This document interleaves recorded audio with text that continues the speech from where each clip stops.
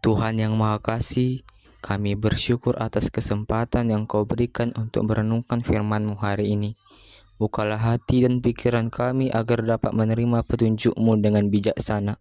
Pimpin kami dalam setiap langkah hidup kami dan kuatkan iman kami untuk selalu setia kepadamu.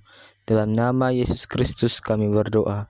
Amin. Shalom, firman Tuhan yang menjadi renungan untuk PHD AMA terambil dari Efesus 5 ayat 1 sampai 2. Sebab itu, jadilah penurut-penurut Allah seperti anak-anak yang kekasih.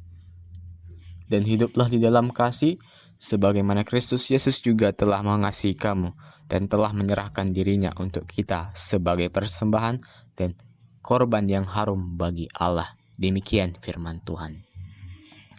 Saudara-saudara yang terkasih dalam Kristus, saya ingin membuka khotbah ini dengan sebuah ilustrasi yang mungkin akan langsung mengingatkan kita pada panggilan hidup kita sebagai orang Kristen. Suatu hari seorang ayah sedang duduk di ruang tamu rumahnya. Tiba-tiba anak laki-lakinya yang masih kecil mendekat dan bertanya dengan polos, "Ayah, bagaimana caranya agar aku bisa menjadi seperti kamu ketika aku sudah besar nanti?" Sang ayah berpikir sejenak.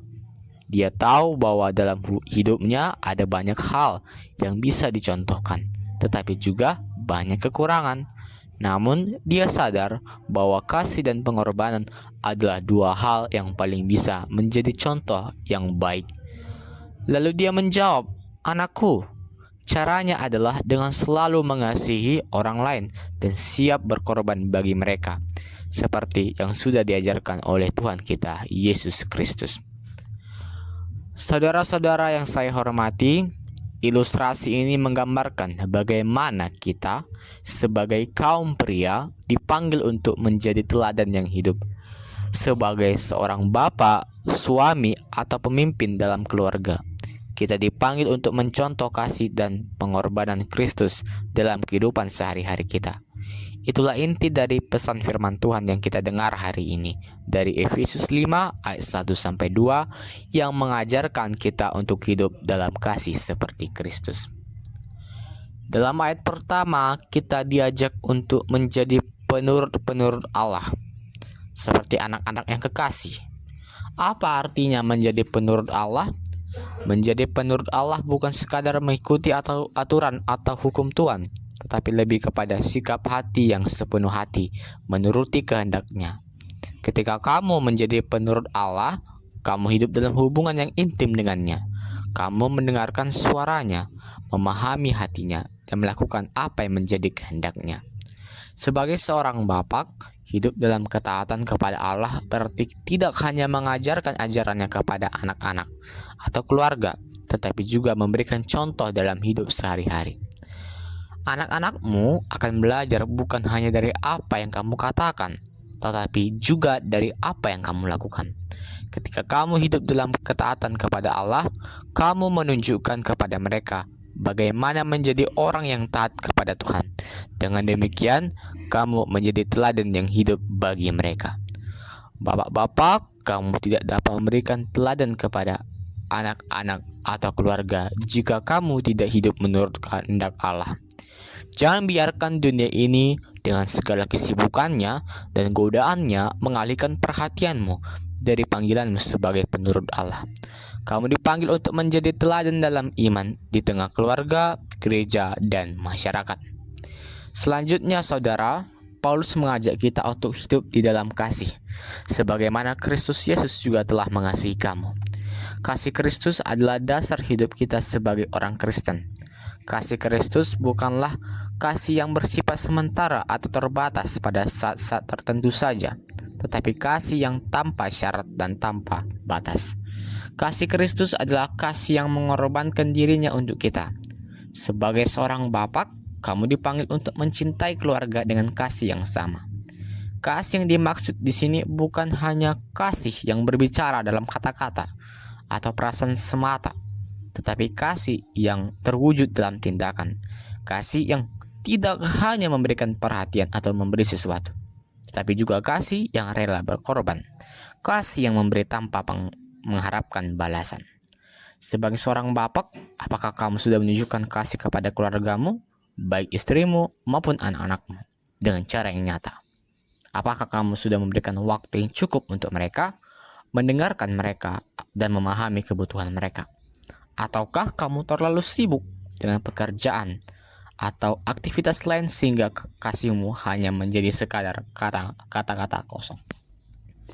Selanjutnya, Paulus mengingatkan kita bahwa Kristus telah mengasihi kita dengan menyerahkan dirinya sebagai persembahan dan korban yang harum bagi Allah. Ini adalah contoh pengorbanan yang paling sempurna. Kristus tidak hanya mengasihi dengan kata-kata atau janji manis, tetapi dengan pengorbanan yang paling besar dengan menyerahkan hidupnya di kayu salib demi keselamatan kita. Sebagai seorang bapa, kamu dipanggil untuk meneladani pengorbanan Kristus. Pengorbanan ini tidak selalu berarti melakukan hal besar, tetapi bisa diwujudkan dalam tindakan sehari-hari.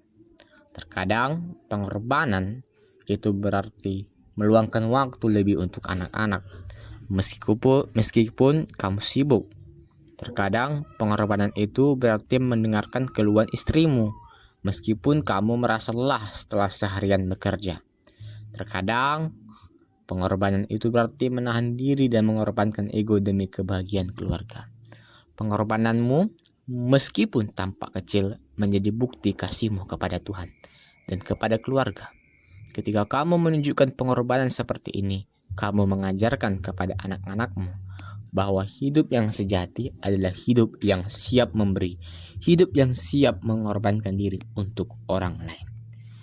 Bapak-bapak yang terkasih, hari ini kamu diingatkan melalui firman Tuhan dalam Efesus 5 ayat 1-2 untuk hidup sebagai penurut Allah. Hidup di dalam kasih dan meneladani pengorbanan Kristus. Kamu diajak untuk menjadi teladan bagi keluarga, anak-anak, dan dunia ini. Kasih yang tanpa syarat dan pengorbanan yang tulus adalah hal yang perlu kamu tunjukkan dalam kehidupan sehari-hari. Ingat bahwa kehidupanmu sebagai seorang bapak Kristen bukan hanya soal pekerjaan atau prestasi duniawi, tetapi tentang bagaimana kamu mencerminkan kasih dan pengorbanan Kristus dalam hidupmu. Marilah kamu berkomitmen untuk menjadi penurut Allah yang hidup, yang selalu siap mengasihi dan berkorban bagi orang-orang yang kamu kasihi. Semoga hidupmu menjadi teladan yang harum bagi Tuhan dan bagi sesama. Tuhan memberkati. Amin. Tuhan yang Maha Pengasih, terima kasih atas segala berkat yang telah Engkau limpahkan pada kami hari ini. Semoga apa yang telah kami renungkan dapat menguatkan iman kami dan menuntun kami untuk hidup lebih dekat denganmu. Jadikan kami saluran berkat bagi sesama dan penuhi hati kami dengan damai-Mu. Dalam nama Yesus Kristus kami berdoa. Amin. Tuhan memberkati, selamat beraktivitas.